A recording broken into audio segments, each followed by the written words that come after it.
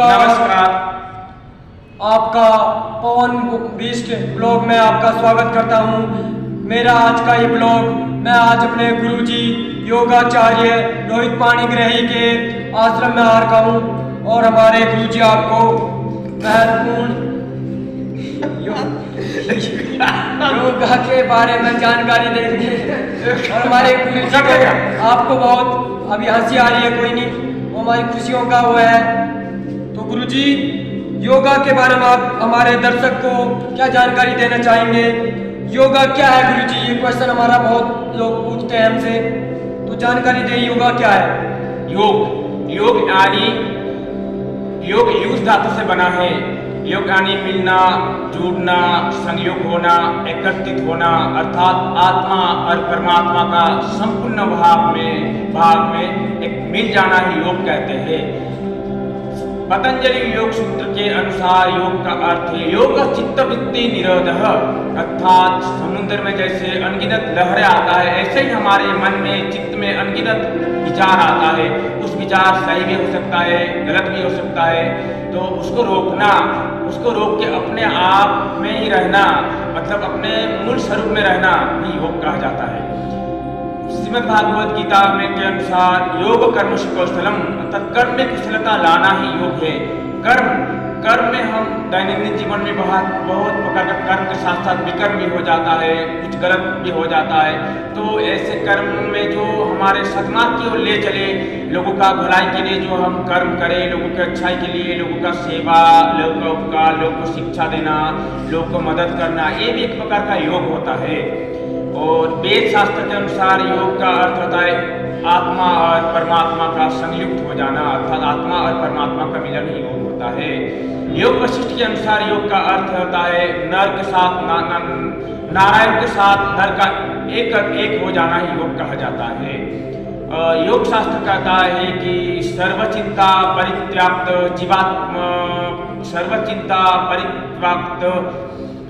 निश्चिंत योगो उच्चते, अर्थात सभी चिंता का त्याग करके निश्चित हो जाना ही योग कहते हैं। और हमारे गुरुजी जी, अब आपसे दूसरा क्वेश्चन पूछना चाह रहा हूँ, आप इनका संक्षिप्त में उत्तर दें, ज़्यादा बड़ा ना करें, अधिक से अधिक आधा 2 मिनट 1 मिनट तक चल जाएगा।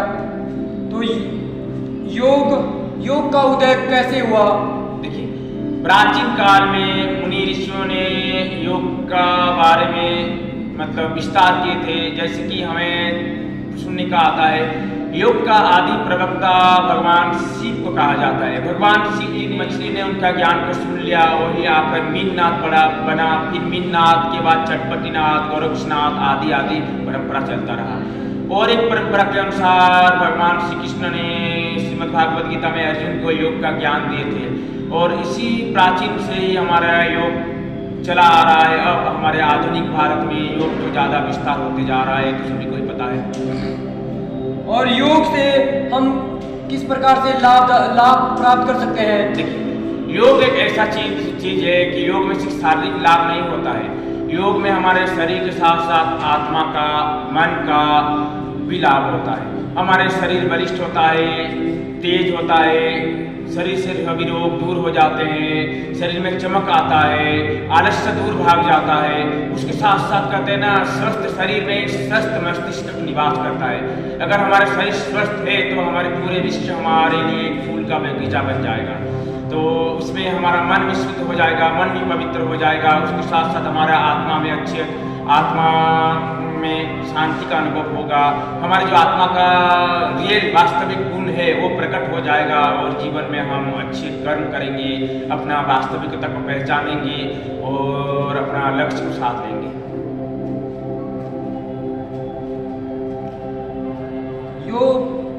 योग कब करना चाहिए गुरुजी? इसका उचित समय किस टाइम करना चाहिए योग को? देखिए, योग कब करना चाहिए, ये प्रश्न बहुत महत्वपूर्ण है। योग का समय होता है हमारा ब्रह्म मुहूर्त में सबसे उत्तम समय माना गया है। ब्रह्म मुहूर्त शुरू हो जाता है सुबह 3:30 बजे से।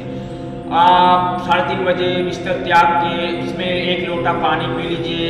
उसके बाद अपना जो नित्य कर्म है वो खत्म करने के बाद आप शुद्ध वस्त्र से खुलेदार हवा स्थान में योग शुरू कर दीजिए। और योग का एक कुशल मार्गदर्शक के अकॉर्डिंग करना चाहिए। ऐसे तैसे हम टीवी में देखकर या किसी किताब पढ़ के योग करेंगे, उसका उल्टा असर पड़ सकता है। कहते हैं ना, योग वही रगह, अगर योग हम उल्टा कर दिए तो उसका उल्टा प्रभाव पड़ेगा, अगर हम सही कर दिए तो हमारा शरीर आरोग्य बन जाएगा। छठे 6 मास में हमारा कायाकल्प हो सकता है। इसलिए योग किसी कुशल मार्गदर्शक के देख रेख में करना चाहिए। और 3:30 बजे से सुबह 6:30 7 बजे तक योग का टाइम समय उत्तम माना गया है। और योग खाली पेट करना चाहिए। नहाने के तुरंत बाद योग नहीं करना चाहिए, नहाने के कम से कम आधा घंटा बाद करना चाहिए। और ज़्यादा जितना हमारे शरीर का सहन हो वैसा ही योग करना चाहिए। जोर जबरदस्ती योग नहीं करना चाहिए, इसमें हमारा नुकसान भी हो सकता है। शाम का टाइम में भी आप योग कर सकते हो, भोजन के कम से कम 4 घंटा बाद, 4 साढ़े 4 घंटा। गुरुजी, हमारा 5वां प्रश्न है कि योग को विश्व जगत में कैसे जागरूकता फैलाएं जिससे कि विश्व के अनेक लोग स्वस्थ होकर योगा करें।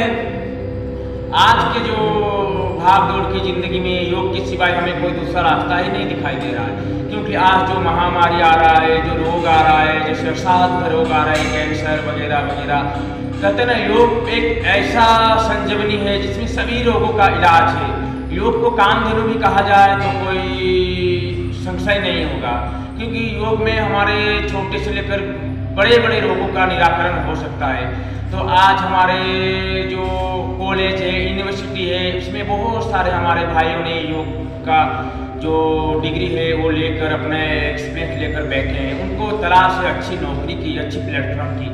इसलिए हमें लगता है कि सभी स्कूल में या छोटे प्राइमरी स्कूल में, हाई स्कूल में या चारों तरफ योग का नियुक्ति, योग का टीचर का नियुक्ति किया जाए।